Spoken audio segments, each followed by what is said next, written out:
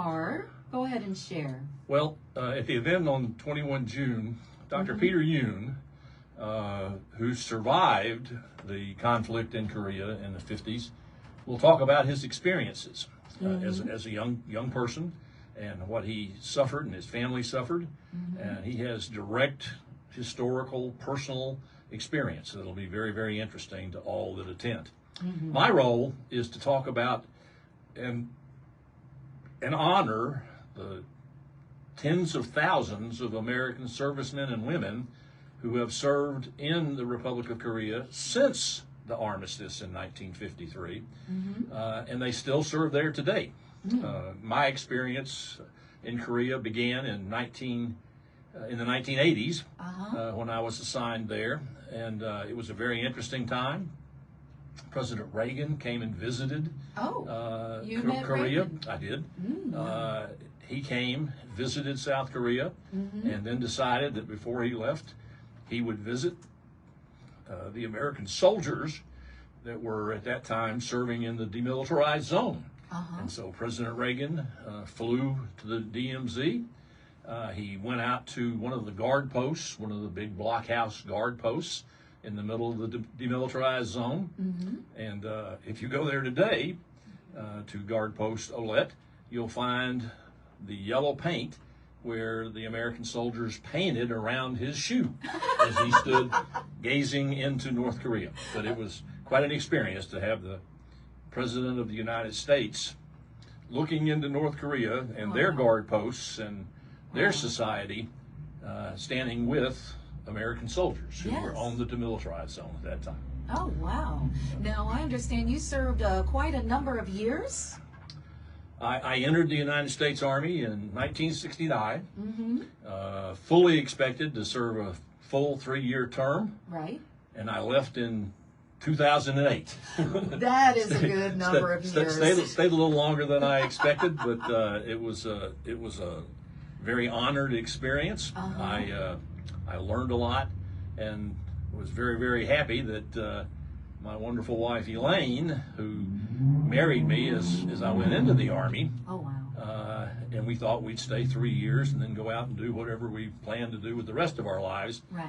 And 39 years later, she was still with me. So, that is great. That's loyalty. That's loyalty. Wow. Okay. So you've served a number of years. What are some of the battles that you've served in? Well, as I entered the Army in 1969, the Vietnam War was scaling down. Okay. So I never went to Vietnam. My first overseas assignment was actually in Germany in the mid-70s. And at that time, about half of the United States Army and a lot of Air Force and a lot of other service members were serving there during the Cold War. And so my first experience was during the Cold War in a mechanized infantry battalion in the 1st Infantry Division.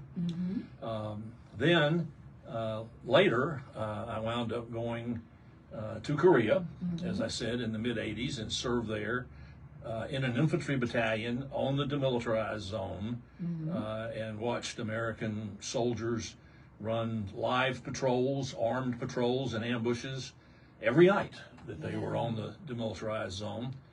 And then later, I had the privilege of leading a mechanized infantry task force in Desert Storm. Oh, wow. In the Middle East, and couldn't be more proud of the soldiers that I got to go through Desert Storm with.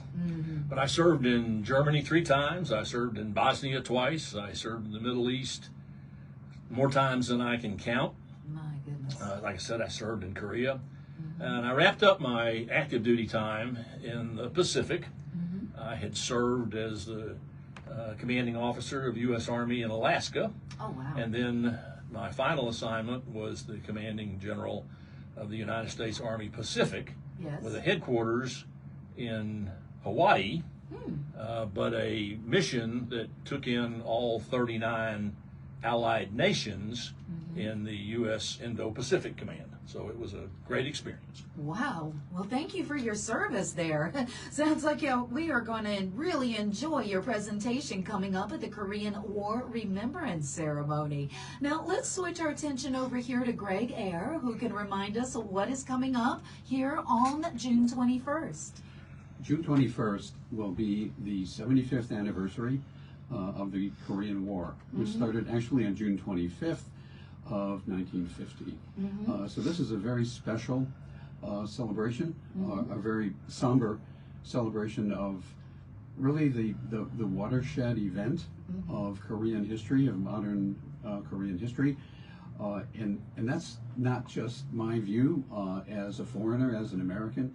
It's clearly the view of every Korean you'll speak with, and there are a lot of Koreans around, a lot of very wonderful, loyal Americans here in for example, in the Greenville area. Many will be coming up. I'm especially honored to have General Brown speaking with us that day. Yes. When I started planning this event, actually last autumn, I contacted General Brown to help me find a highly qualified speaker who had served in Korea. And modestly, he tried to find people all over the country. And we were having trouble until he started describing what all he had done. And I said, John, how about you? And he was actually reluctant. He's a very modest man. But I guess I was convincing. I got to the point of him agreeing, and I'm so honored. Oh, and by the way, he's a resident of Brevard, North Carolina. This is so cool to have such a distinguished player in these events, resident with us. Now, John, what was happening in Korea in the 80s? Well, following the armistice in 1953, the United States, who had led the UN military effort during the actual conflict, remained in South Korea to assist their government in reestablishing itself and establishing its new military organization. And it's been doing that ever since. Up through the 80s, there were still conflicts that broke out occasionally in the demilitarized zone. And my soldiers that I had the honor to serve with then experienced some of that with artillery and mortars and claymore mines being fired in the middle of the night on patrols.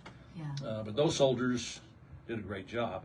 But the mission in Korea was much bigger. A lot of folks don't realize that the United States used air bases in Korea, and still do, for very important reconnaissance missions that fly out of there on a daily basis. And our two militaries, the United States military and the South Korean military, have been training together, exercising together, and working together to confront any attack on South Korea from North Korea or North Korea and some of their allies to prevent that from happening. And they do that right up till last night. They're still doing it. Oh, you would know here. Oh, my goodness. So what kind of awards did you end up being awarded over your time served? Well, I don't talk about awards that I received, but I was very fortunate that the unit that I led in Desert Storm won the Presidential Unit Citation. I was extremely proud that 6 members of that battalion task force, from staff sergeant to lieutenant to captain, received Silver Stars. Yes. And I'm very, very proud of all of them.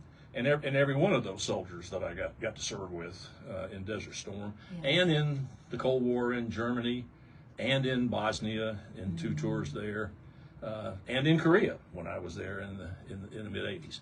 I was very, very fortunate to be associated with superb young men and women. Yes. Serving not just in the United States Army, but in all of our services. And that's why I gravitated toward the Veterans History Museum when I arrived here in Brevard. And I believe our museum is one of the real jewels of our community. Wonderful. And it's not your first venture into working with a museum, from what we spoke about earlier?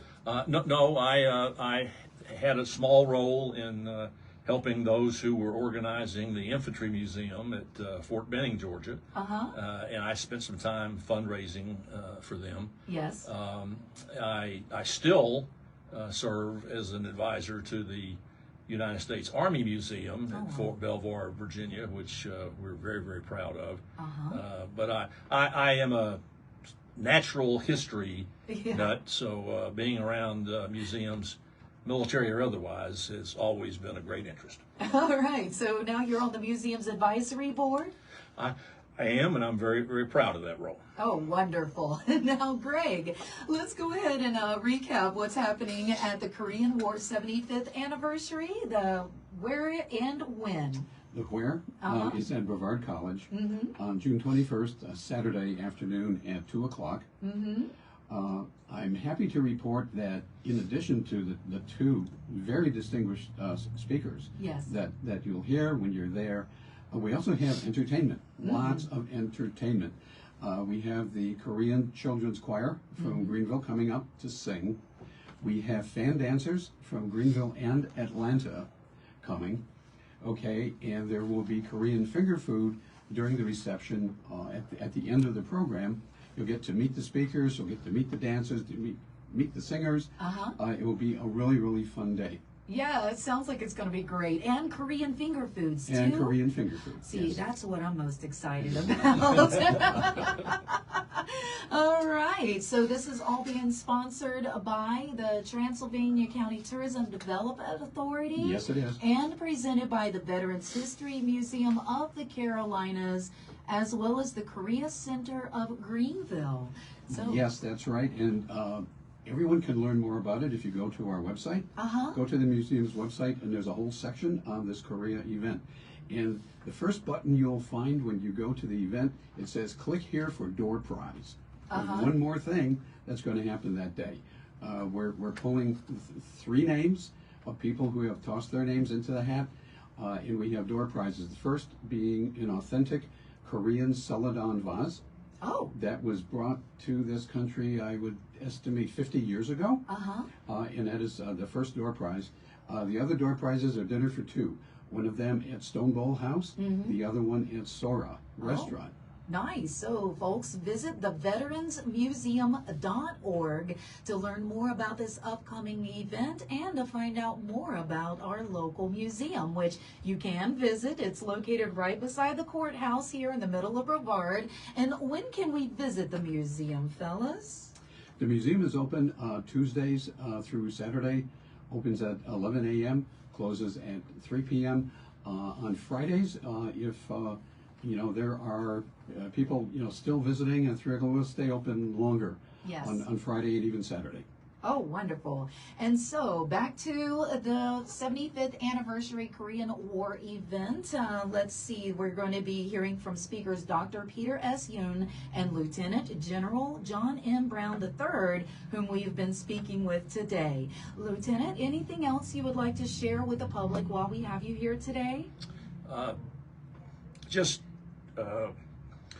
how proud I am of the volunteers and the staff that run our wonderful museum here in Brevard, and we ought to be very, very pleased that we've got a facility like that in our community. Yes. This is a wonderful, wonderful community, and having the Veterans History Museum as a major part of it is a real privilege. Oh, thank you. Now, Greg, anything you'd like to add? I'd like to hear sigh. Now, we laugh because this is also the abbreviation of Peter S. Yoon. Peter S. Yoon signs his emails sigh. All right. So, yes. Go right ahead. All right. Well, didn't mean to interrupt you there. So, folks, be sure to come out. Korean War 75th anniversary, honoring Korean War veterans and Korea service members at Brevard College, Saturday, June 21st. Thank you so much for coming out today, fellas. You're very welcome. Thank you. Now, it's Psy's Gangnam Style. Thanks, Tremere. Ah, there we go. Thanks. Thank you. Want to make sure we had a little Teddy.